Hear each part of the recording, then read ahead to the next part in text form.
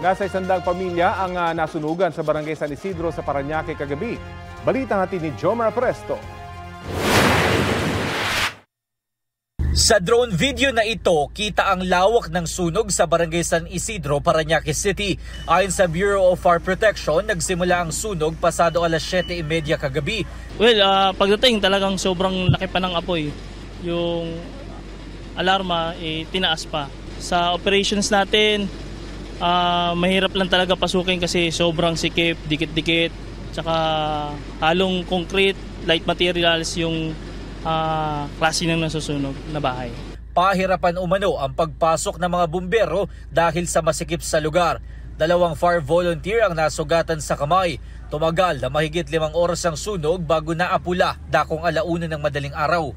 Ang 25 anyos na si John Carlo galing sa trabaho at napasugod sa bahay ng tatay matapos mabalitaan ang nangyari. Pero halos wala na raw sila mga gamit na naisalba maliban sa alagang aso at uwak ng kanyang tatay. Yung importante po na natabi talaga ng tatay ko, yung picture ng kapatid ko na namatay siya itong taon lang.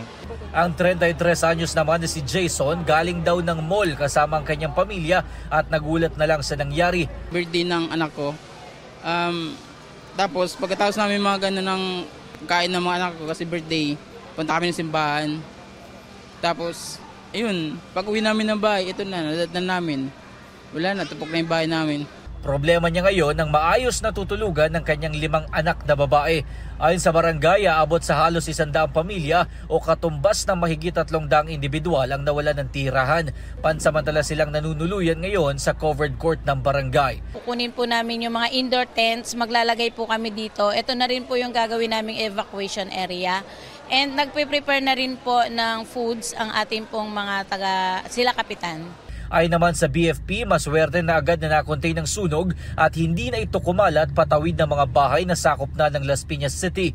Sa ngayon ay patuloy pa na inaalam ng otoridad kung magkano ang halaga ng mga napinsalang ari-arian at kung ano ang pinagmulan ng apoy.